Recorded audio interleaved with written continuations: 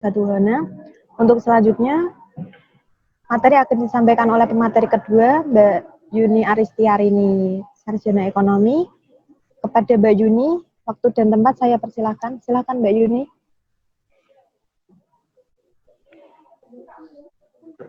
Ya, sudah kedengaran? Sudah. Mungkin PPT-nya bisa di-share dulu, biar lihat materi yang akan saya sampaikan.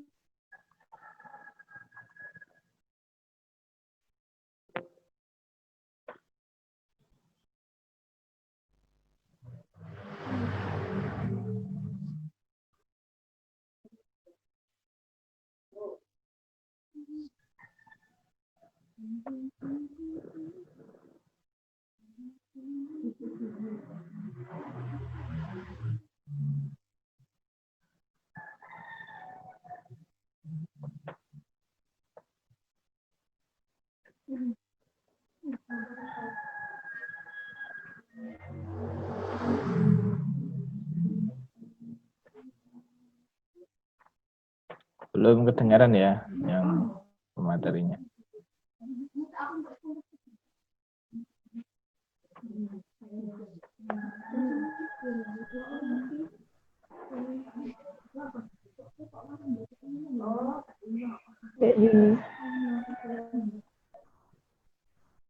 Nah, kalau menanggapi dari materi yang setelah diberikan oleh Pak Haris sebelumnya, mungkin saya yang versi ke sederhananya aja ya.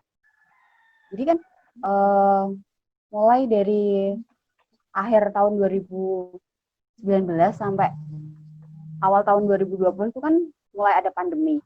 Nah, di mana pandemi itu langsung berdampak serius ke baik bursa dunia dan termasuk bursa di Indonesia sendiri. Jadi kalau dibilang investasi di masa pandemi peluang atau tantangan, balik lagi sama kita. Di sini kebanyakan mahasiswa mungkin ya, atau mungkin ada yang pelajar dan sama pekerja. Nah, kalau di situ kan kita udah dari Januari sampai Juli itu keadaan pasar memang fluktuatif, baik itu dari yang sempat bulan Maret itu terjatuh sampai di angka 3.000-an sekian IHSG-nya, sampai akhir Julian ini kan udah mulai rebound. Jadi kondisi pasar saat ini mungkin kalau bisa dianggap investor itu sebagai peluang, karena gimana ya, kalau kita kan melihat sekarang pasar harganya pada turun semua, kebanyakan kan merah. Nah, otomatis di situ untuk investor sendiri itu bisa dijadikan peluang, dimana nanti saat kebanyakan harga sektor itu mengalami penurunan, itu nanti akan kita jadi bisa meng-average dari yang misalkan kita sebelumnya sudah punya investasi di saham dan kita lakukan average down, karena kan selama masa pandemi ini sendiri itu keadaan bursa sangat turun ya, soalnya merah semua. Dan tapi ada beberapa sektor yang mengalami kenaikan juga. Misalkan di sini di sektor perbankan, otomatis kan kemarin sempat mengalami penurunan, tapi dikarenakan pemerintah mengeluarkan stimulus kebijakan seperti kemarin ada penurunan suku bunga, lah itu menjadi kayak daya untuk investor sendiri itu jadi pemikirannya.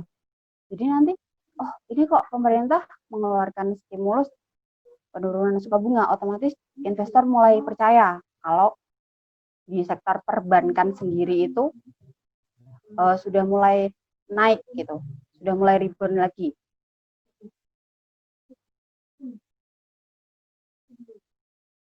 Jadi tingkat kepercayaan investor itu sangat mempengaruhi dari pergerakan harga saham itu sendiri.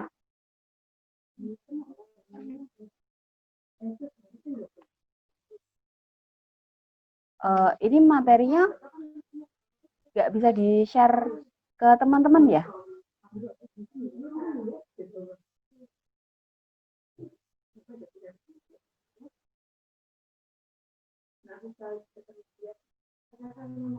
Langsung ke slide yang berikutnya aja.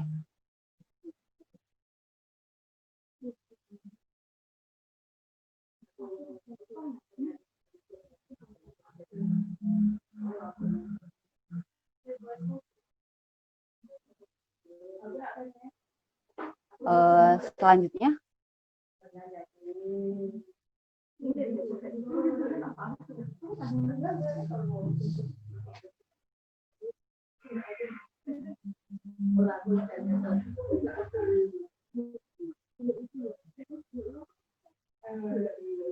yang selanjutnya lagi, Kak, yang slide yang ini.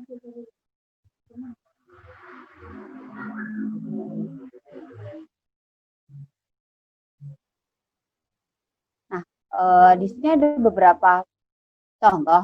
Mungkin kalian nggak asing sama seperti Garuda Indonesia, BCA, JEPA, Kalbe, seperti yang sudah dijelaskan sama Pak Haris tadi. Ada BNI. Itu semua contoh dari beberapa emiten yang terdapat di Bursa Efek Indonesia. Sebelumnya, di investasi sendiri itu ada beberapa jenis. Misalkan kalian akan melakukan investasi yang pertama di deposito, saham, reksadana, obligasi, suku, dan lain-lain. Jadi mungkin di sini sebagai awamnya dan yang lebih mudah untuk kita yang kalangan mahasiswa mungkin ya, itu saya contohkan saham. Di sini ada beberapa emiten, baik dari sektor perbankan, sektor manufaktur, sektor industri, dan lain-lain. Jadi semua sektor mengalami kecenderungan pelemahan tingkat harga sahamnya. Next.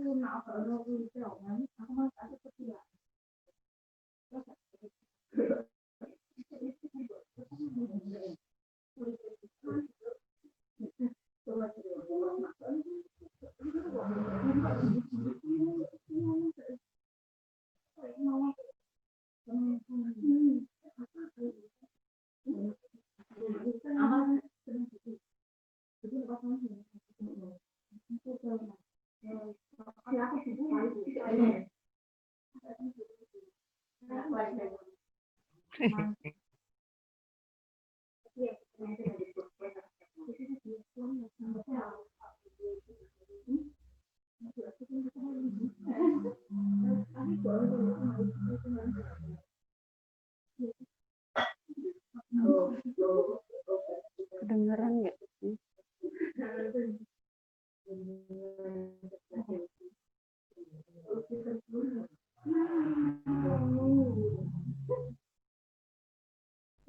Ya,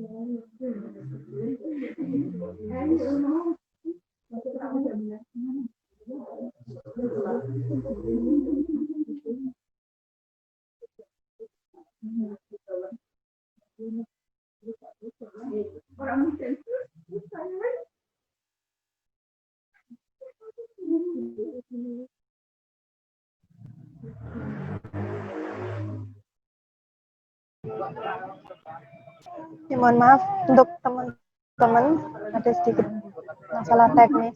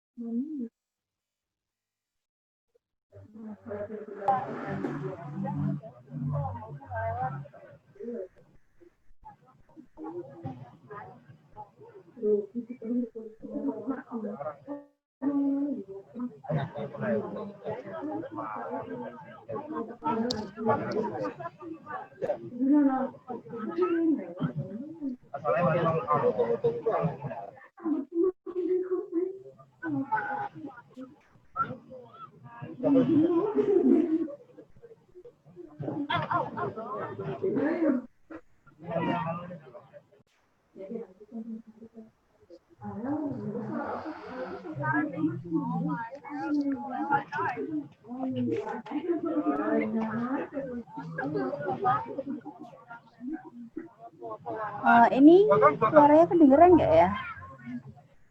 Iya Mbak, kedengeran. Kedengeran ya. Tapi videonya nggak tampil ya? Sudah tampil. Sudah tampil Mbak. Oh, udah tampil. Udah Mbak. Oke, maaf ya videonya ini ada kendala sedikit.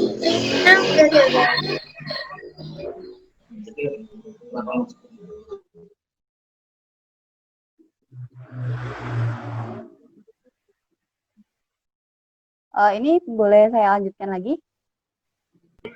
Ya Mbak, silakan dilanjutkan.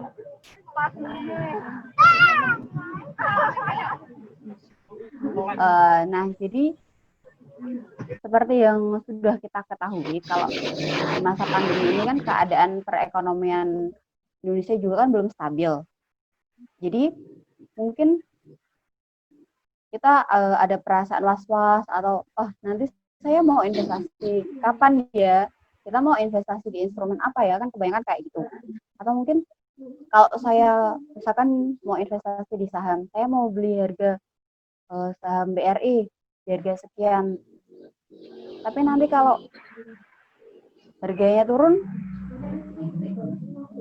gimana? Kebanyakan kan kayak gitu kalau kita mau investasi, apalagi buat investor pemula.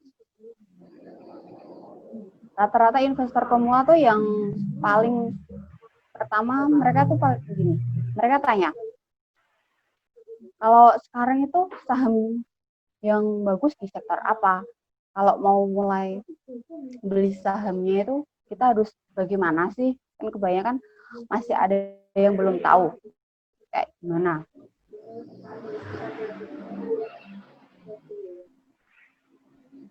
Nah, di sini saya punya 5 tips buat kalian yang investor pemula, yang pertama, sebelum kalian mau berinvestasi, kalian harus paham dulu risiko yang akan kalian tanggung nanti kalau kalian melakukan keputusan investasi. Misalkan kalau kalian mau invest di deposito, di mana deposito itu low risk juga low return. Kebalikannya, kalau kalian mau investasi di saham, kalian harus siap. Karena kalau di saham itu high risk, high return. Tapi kalau kalian merupakan kayak tipe investor yang, oh saya kayaknya kok nggak mau ngambil resiko yang terlalu tinggi, tapi saya juga nggak mau kalau keuntungannya itu sedikit. Kalian bisa gunakan alternatif lain. Misal kalian mau investasi di obligasi, suku atau reksadana.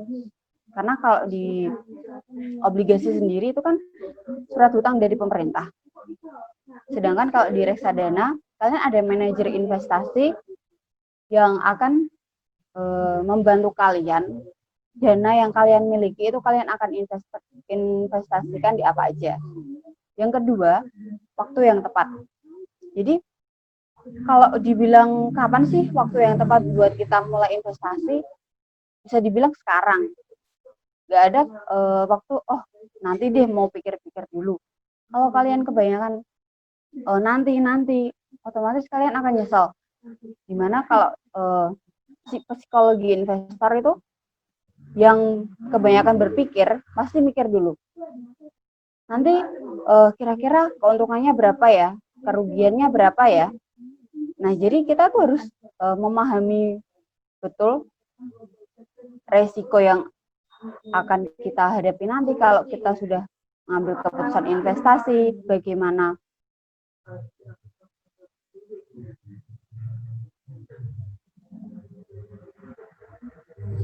waktu maaf ya, ada suara water lewat ini. Jadi kalau melakukan investasi sekarang, tapi kita harus menentukan dulu timingnya kapan. Kita harus memahami resikonya, kita harus mengenali apa yang akan kita investasikan, soalnya itu kan berkaitan dengan dana kita. Sedangkan sekarang keadaan ekonomi sedang fluktuatif. Yang ketiga, nah berhubungan dengan dana, kondisi keuangan juga harus kalian pertimbangkan, apalagi untuk mahasiswa. Ini kan kebanyakan belajar di rumah ya, jadi nanti harus mempertimbangkan dengan benar berapa persen kalian akan menginvestasikan dana kalian, berapa persen yang untuk kebutuhan sehari-hari, berapa persen untuk dana darurat. Jadi harus tahu betul bagaimana kondisi keuangan kalian. Nah, yang keempat, diversifikasi investasi. Kalian harus melakukan diversifikasi investasi, karena nggak semua kalian menentukan investasi pada satu instrumen. Misalkan nanti kalian kalau, sudah saya mau investasi di saham, karena kan kalau saham tingkat keuntungannya lebih tinggi. Jangan melakukan pola pikir yang seperti itu. Karena balik lagi, kalau kalian melakukan investasi di satu instrumen, misalkan tadi di saham, tapi dengan resiko yang tinggi, dan kalian tidak menentukan timing yang tepat, kapan kalian beli, kapan kalian jual, otomatis nanti tingkat resiko kerugiannya bisa lebih besar. Jadi kalian harus melakukan diversifikasi investasi, baik itu nanti kalian di deposito, tabungan kalian, obligasi, reksadana, ataupun saham. Nah, yang terakhir, evaluasi. Setelah kalian memahami tingkat resikonya, kalian sudah menentukan kapan kalian mau melakukan investasi, dan kalian sudah mempunyai dana yang akan kalian investasikan, yang sudah ditempatkan di beberapa diversifikasi investasi, kalian harus melakukan evaluasi. Misalkan kalian sudah menentukan 10% kalian investasi di deposito, 20% kalian menginvestasikan di reksadana, 30% kalian investasikan di saham, dan sisanya kalian gunakan untuk dana darurat. Jadi misalkan di 3 instrumen investasi tadi, apa sih kekurangannya? Apa sih berapa sih tingkat kerugian dan tingkat keuntungan yang kalian dapatkan? Jadi misalkan kalian selama melakukan investasi itu di deposito selama setahun aja, bunganya itu tidak sampai mungkin di bawah 5%. Atau di saham. Kalau saham, kalian ya minimal 10%, 20% tingkat keuntungan itu pasti ada yang bisa didapatkan. Dan yang lebih dari 100% juga ada. Tapi itu tadi, kita harus memahami benar bagaimana karakteristik di setiap instrumen investasi itu. Jadi kalian jangan terburu-buru dalam menentukan investasi. Kalau tadi kan sudah dijelaskan sama Pak Haris, ada beberapa sektor di bursa yang mengalami ada tingkat penurunan dan tingkat kenaikan. Misalkan tadi ada di sektor farmasi. Di kala pandemi ini kan banyak sekali orang yang membutuhkan obat-obatan, masker, disinfektan, dan yang lain-lain. Otomatis itu akan berdampak langsung ke saham farmasi. Itu bisa kalian gunakan pertimbangan. Jadi kalian harus lihat kondisi sekarang dan kondisi sebelumnya, serta kondisi pasar yang akan datang. Jadi kalian nggak terpacu, oh ini saya mau investasi sekian di saham, sekian di deposito. Tapi kalian tidak mempertimbangkan keadaan ekonomi untuk yang masa yang akan datang. Jadi balik lagi ke diri kita sendiri. Kita mau menjadikan di masa pandemi ini investasi itu sebagai apa sih? Sebagai peluang. Itu tadi kalau kalian memahami dengan benar bagaimana kalian bisa melihat celah kondisi pasar di saat harga-harga lagi turun. Mungkin kalau anak pasar modal itu nyebutnya, wah sekarang lagi banyak diskon, soalnya IHSG lagi merah. Itu bisa kalian jadikan peluang, atau justru kita jadikan tantangan. Dimana kalau kita jadikan tantangan, yang sebelumnya kita sudah memiliki investasi, tapi kok tiba-tiba selama masa pandemi ini mengalami penurunan dan kita mengalami kerugian. Jadi itu tantangan buat kalian. Biasanya itu kalau di saham kita mengenal istilah cut loss atau kalian average down. Kalau kalian ngambil keputusan cut loss, kalian harus terima bagaimana resiko kerugian kalian seberapa besar. Atau kalian average down. Dengan dana darurat yang kita udah persiapkan tadi, kalian bisa melakukan average down bagi saham-saham yang mungkin liquid, dan kalau tadi lebih dibahasnya ke blue chip ya. Sedangkan selain blue chip juga masih ada beberapa sektor di bursa lainnya yang lebih terjangkau untuk kita yang mungkin 100.000 aja itu bisa beli saham, tapi dengan fundamental yang bagus. Jadi tipsnya buat kalian yang paling penting sebelum kalian melakukan investasi, kalian harus paham benar tujuan kalian melakukan investasi itu apa, jangka panjang atau jangka pendek. Jadi kalau kalian tidak melakukan investasi dari sekarang, mungkin kedepannya kalian tidak ada tambahan dana, atau kalian cuma mengandalkan dari pensiunan atau dari sumber dana yang lain. Tapi kalau kalian sudah mulai investasi dari sekarang, kalian akan mempunyai dana cadangan yang bisa kalian gunakan di masa tua. Mungkin nanti kalian mau jalan-jalan, atau untuk pendidikan kalian, untuk anak, dan lain-lain. Kembali lagi, kalau kita mau investasi, jangan melakukan investasi langsung dengan dana yang banyak. Lakukanlah diversifikasi investasi dengan benar, pahami betul apa yang sudah kalian, keputusan yang sudah kalian ambil. Itu yang bisa saya sampaikan. Mungkin lebih enaknya nanti kita bisa diskusi dari pertanyaan-pertanyaan dari teman-teman ya.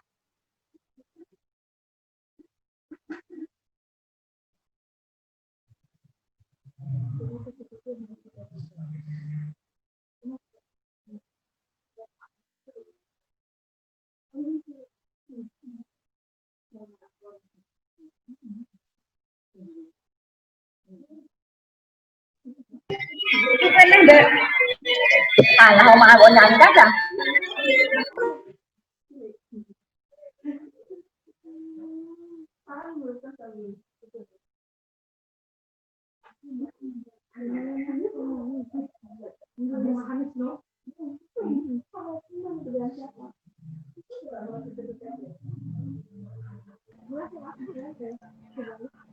Oke, terima kasih kepada Mbak Yuni yang sudah menjadi pemateri kita pada pagi hari ini. Untuk selanjutnya, sesi tanya jawab. Silakan untuk peserta yang mau bertanya kepada pemateri kita, bisa menyampaikan lewat chat di Zoom.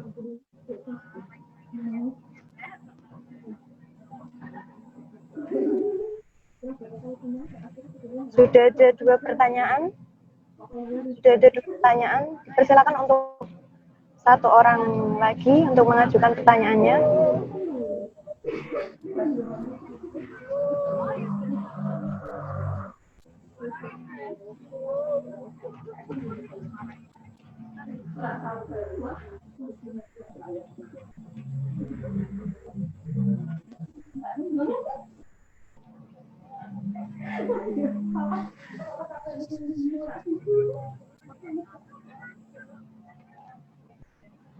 Terima kasih atas pertanyaannya. Saya akan membacakan pertanyaan. Pertanyaan yang pertama dari Mas Rinaldi Kesara untuk Bapak Haris. Pertanyaannya, perbedaan dari investasi reksadana dan saham, dan lebih baik pilih yang mana antara deposito, reksadana, dan saham. Kemudian pertanyaan dari Mas Rinaldi juga untuk Mbak Yuni. Resiko seperti apa saja yang dihadapi dalam melakukan investasi saham? Untuk selanjutnya, Bapak Haris bisa menjawab pertanyaan dari Mas Rinaldi. Baik, terima kasih Mas Rinaldi ya. Mas Rinaldi ini bagian keuangan yang ada di IAIN Kudus. Jadi kalau ke IAIN Kudus lantai 2 itu ke bagian keuangan ketemu Mas Rinaldi itu yang agak besar orangnya. Uangnya banyak itu. Nah, jadi bingung mau investasinya kemana.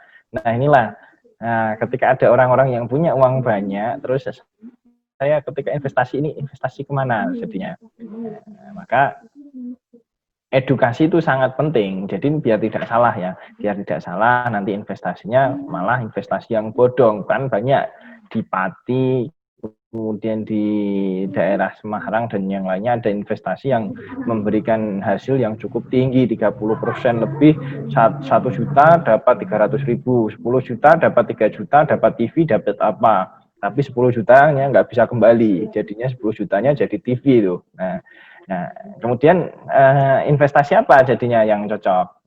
Memang kita lihat dulu ya kebutuhan kita. Tadi betul ya dari Mbak Yuni itu sangat sudah pengalaman di mana-mana itu investor sahamnya sudah melalang buana. Nah, tinggal kebutuhan kita. Kebutuhan kita mau investasi dalam jangka pendek, jangka panjang atau jangka menengah. Ketika kita kemudian misalnya di usia sekarang mau butuh untuk menikah atau untuk kebutuhan yang mendesak, maka investasinya yang memang cepat untuk dana itu tidak terlalu fluktuatif naik turunnya itu dan cepat untuk mengambilnya. Nah, misalnya ketika sekarang dibutuhkan untuk besok ketika ada acara ada tertentu ya di deposito ataupun di tabungan. Nah, di investasinya di deposito ataupun di tabungan. Tapi ya gitu, imbal hasilnya ya cukup rendah. Tapi kan tetap uangnya tetap, misalnya dia butuh 10 juta, besok untuk nikah itu juga 10 juta. Ketika di saham, bisa jadi 10 juta di minggu ke depan, kalau tidak tepat, itu malah menjadi 9 juta. Kan pusing nanti malah nggak jadi nikah, terus seperti itu Mas Rinaldi. Tapi ketika di tabungan, 10 juta, ya tetap 10, masih tetap 10 juta, tapi imbal hasilnya cukup rendah. Tapi ketika di jangka menengah atau 3 bulan atau 6 bulan, bisa instrumen investasi di saham. Nah, saya rekomendasikan di saham jika dia punya pengetahuan yang cukup, dia juga punya keilmuan yang cukup dan pemantauan yang cukup untuk memantau pergerakan harga saham. Jadi kan tadi ya saya di akhir bahwasanya seseorang investor itu tahu kapan waktu yang tepat untuk membeli dan tahu waktu yang tepat untuk menjual. Misalnya target kita belinya itu Mas Rinaldi belinya di bulan Juli, targetnya jual di bulan September. Nah, sudah punya target. Nah, ketika 3 bulan itu mana saham-saham yang 3 bulan ke depan kira-kira adalah naik, yang prospek analisis teknikal dan fundamentalnya juga bagus. Nah, itu harus menetapkan seperti itu. Harus tahu, oh ketika sudah agak ini kok sudah naik tapi kok mau turun-turun sedikit, nah, agak ragu ini dijual, langsung bisa dijual. Maka kemampuan untuk melihat pasar, punya waktu untuk melihat pasar itu juga dibutuhkan. Kalau dia tidak punya waktu, ya dia tidak punya waktu yang main aman ya di reksadana. Di reksadana memberikan imbal hasil yang lebih tinggi daripada tabungan dan deposito. Reksadana, kemudian obligasi, kemudian di saham. Imbal hasil yang tingkat imbal hasil yang lebih tinggi daripada tabungan dan deposito itu awalnya adalah reksadana, kemudian obligasi, kemudian adalah saham. Reksadana itu adalah kita investasi atau kita menyimpan dana kita kepada seorang manajer investasi, kemudian manajer investasi itu mengelola dana kita, menginvestasikannya di beberapa perusahaan, nah, di beberapa instrumen. Dia juga investasi di obligasi, dia investasi di deposito ataupun dia investasi di saham-saham yang bagus. Kalau yang di reksadana berarti kita investasi pada pihak yang memang sudah betul-betul tahu akan kondisi pasar, tahu saham-saham yang mana yang saham yang bagus. Tapi ketika di reksadana itu nanti kan munculnya adalah imbal hasil ya, bagi hasil antara kita mendapatkan untung kita di reksadana dengan pihak manajer investasi itu, pihak manajer investasi. Contohnya, ketika saya investasi di toko ya, toko itu kemudian mengelola tokonya. Nah, toko itu membelikan barang-barang, kemudian mendapatkan untung. Nah, untung itu kan kemudian dibagi antara toko dan kita.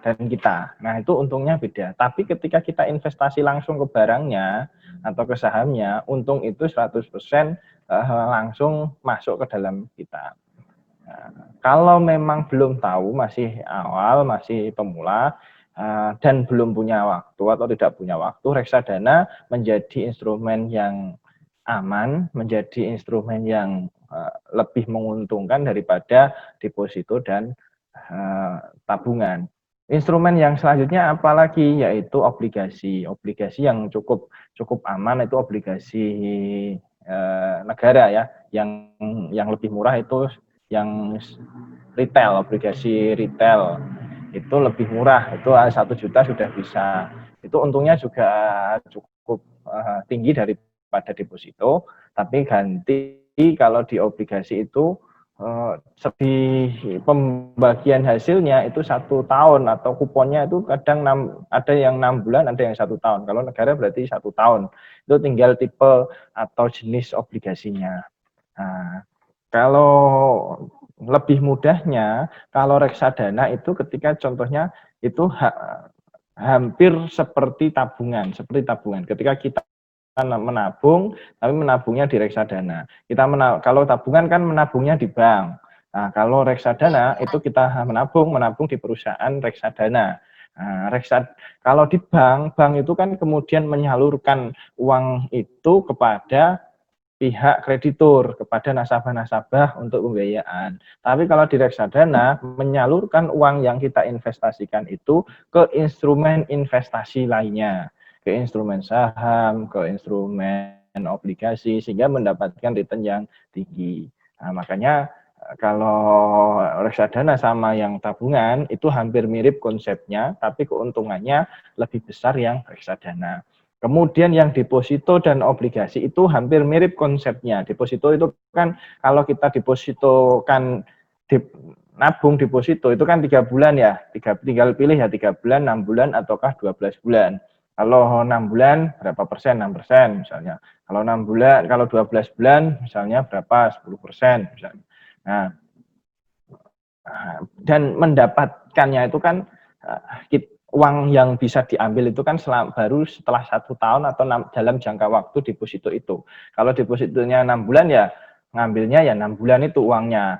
Keuntungannya juga di waktu 6 bulan itu. Obligasi pun juga